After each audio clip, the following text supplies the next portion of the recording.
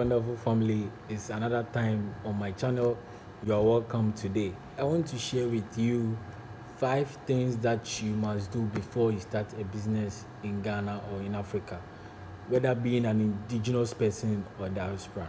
We head straight into the video. Number one, if you want to do a business in Ghana or in Africa, do your market research, whether being an indigenous person or a diaspora. Most of the times people think because they have the idea, they have the concept, they can proceed on the business, but that is not the case. I always say that try and find a solution to a problem. How do you find a solution to a problem? First, look back on your life. Okay, watch my video on waking up 3 a.m. to 5 a.m. Then you get what I explained in there. Go back on your life. Take a season of meditation. Take a season of time to go back on your life. See the things that you have been able to solve, okay, and people have appreciated it. Don't go for the future business that you haven't entered yet. The idea, the concept that you want to do. Keep in mind, those ones might be achievable or might not be achievable. In your research, it takes time. In your research to proceed on that future business takes a little while. But if you cast your mind back to the problems that you have solved, maybe it could be helping a friend, talking to somebody, providing service for somebody. Those things could quickly, because you have already had experience in them, can evolve a better problem solving solution than the future one that you are trying to venture. But because you have already done it, it gives you the edge to still work on it, and that is something that can fast pace whatever you are doing. Number two, choose a business structure. For instance, if you want to enter into selling of water business, how are you going to be making the sales consistently? That is the term, consistently. It's not about the money coming in bulk or coming in huge. It's about the consistent profit that is going to come, the structure that you are putting in place. I'm not talking about a very huge business, a very huge or a very big infrastructure. No, I'm talking to an average person or average Ghanaian who wants to start something with as low as, let's say, $500, 5K, 5,000 Ghana cedis below. Get a structure that will keep compounding. For instance, you want to selling of baby diaper business.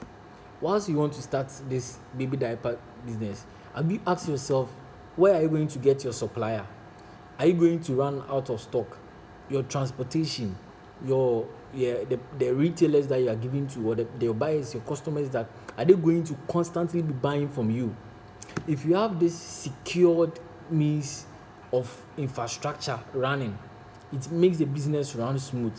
So if you already know people, or you already, that's why I still go back to my point one, that make sure you have done something that works before. It could be that you love going to the market most often, so the people in your house or your neighbors are like, okay, whenever you are going, please buy me this, please buy me this, buy me this. You can stand on that to make a business for them. Okay, I went to this market and I saw maybe I saw kenke. It was sold for this list price, so I bought and I'm now selling it to you. So because you are already into going into market, it doesn't become a hectic one for you. But if you are trying to venture into new one, whilst you are going to the market, you are buying foodstuffs for your neighbors, but now you say you want to venture into buying perfumes for your neighbors. Your neighbors doesn't know you as a perfume person. They don't know you for trusting you for giving them good perfume, but they can trust you for giving them good kenke, because they know that always when you go, that is what you buy for them.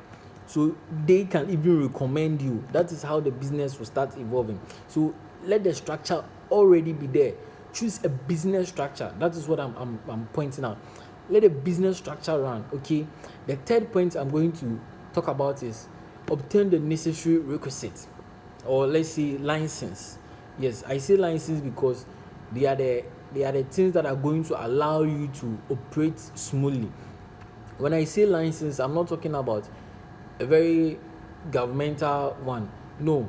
For instance, let's say you go to the market to buy kinky and come to give to your community. What is the necessary license that you need for to get the kinky to your people? One, taste. The kinky needs to taste very nice so that they can trust you with that to be buying the kinky for them. Two, your mode of delivery, your time of delivery. Anytime they say buy it for them, you come in late.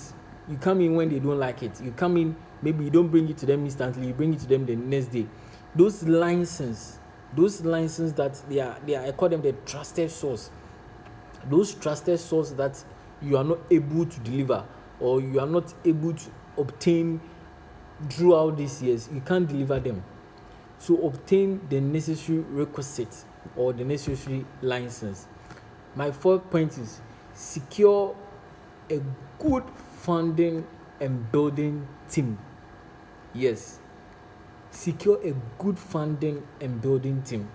When I say a good funding and good building team, I'm talking about people that can trust you to say, I'm giving you the money to go and buy and bring it to me. Or people that can say, buy it, when you come, I'll give you the money. I'm using buy and sell here. Build your clients small. Build from a very small group of people. It can be your working environment. It can be your neighbors. It can be your siblings. It can be your friends. Start with them. To the point that you know that if I buy, let's say 5 perfumes, immediately I come, I'm going to give it to them, and within 3 weeks or within 90 days, I'm going to get my money back. It runs back to consistently giving back to the community or giving back to your people. They trust you. So now you have built a team that can fund you when the need arises. So now they know that every week you bring in new perfume. Every week you bring in new goods. So now if you go to them that, oh, I need this money to support this thing I'm doing, or maybe I've ordered for 20 things, but I want to pay for some. They know that indeed in 1 week, 2 week time, you'll be sold out because they trust what you are doing. They know you have been doing it for a very long time. It still boils up to going back to your previous things that the solutions that you have solved. Those things will really, really go a long way than going in for the future ones. My next point will develop a very good marketing strategy. Buying and selling is a mode of doing business. It's a business that you want to start. It could be anything. It could be farm. Your marketing strategy. What strategy are you going to use to sell? It goes back. All I'm talking about is a strategy that I'm giving. It goes back to, so if you have this friend zone, you have this contact, already established contact, who knows that you are the outing type. When it comes to going out to clubs, you know much into it. So you're always posting about it. So they call you, oh, we want to hang out this weekend. Do you know any place? Or my company wants to hang out. Do you know any place?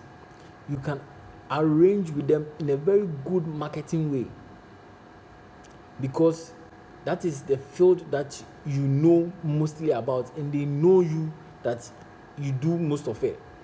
Let me go back to this kinky buying and selling. People, you have realized that every week they buy kinky. Whenever you're going to town, they give you money to buy kinky. So you decided to, request for fun to buy double kinky, so that instead of them going to town to buy the kinky, you rather will sell to them.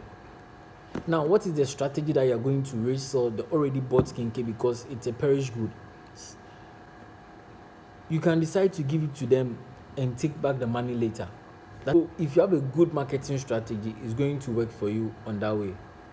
Consider the people around you, the people that they are doing the business with, their taste. Consider that. If you are thinking of your interest, they want kinky. Maybe there is a yellow corn kinky, there is a white corn kinky. But because you want the white corn kinky, you are always coming in with white corn kinky. That's not what your people want. Or anytime they give you money to buy kinky, you buy them the white corn kinky. You see that as time goes on, their taste keeps changing. It's not about you. It's not about you going to the market and saying, this perfume is nice. So, what is the brand out there that people are buying? What is the brand that is trending? What is it that when I bring? It's not about you. Forget about your interest. You are in to make business. My last point will be seek professional advice. Seek professional advice before you start. Even though you have already had experience in it, maybe you worked on a day 1, day 2, you worked. But if you go in for professional advice, doing a little research about it, mostly in Ghana or in Africa, people find it difficult to tell you their business source or the way they run their business. But if you befriend them and gradually get to know how they do their business, you can do it way better or nicer in incurring low risk and cost. But if you say you are doing a future business, let's say you want to open a club, you just get an infrastructure, start hiring people, and you start operating a club. That is not how it's going to. People don't even know you. You don't have any marketing strategy. You don't have the fund. You don't have the team. People don't know you. They hear sound. What makes you think they are going to dodge club A and come to your club? But if you are already an outing person, whereby you post on your stats, whereby you post most of your things on social media that you are always going to the club, you are always going to the club, you have, let's say, 10 or 20 people always every day watching your stats. And those people are the outing type. You'll be having friends with them. So if you are starting this club business, you can start by introducing them into the club business for free. Like, they should just come sit around. You see, that is what happens with business and networking. Human business is done by referrals and recommendation.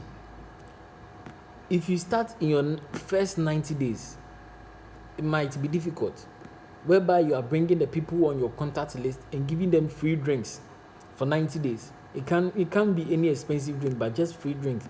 Be playing music. Gradually, you are picking it small. You don't just open a big infrastructure. No, you can even start with tabletop setup, where your friends come in every day just to have a seat to drink, maybe 1 or 2 beer. They bring in their friends, 1 or 2. Then you develop small. You don't develop all of a sudden.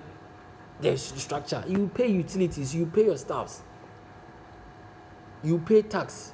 A lot of things come to play. But imagine if you're starting a business with a clubbing business with 1,000 Ghana cedis. You don't need much.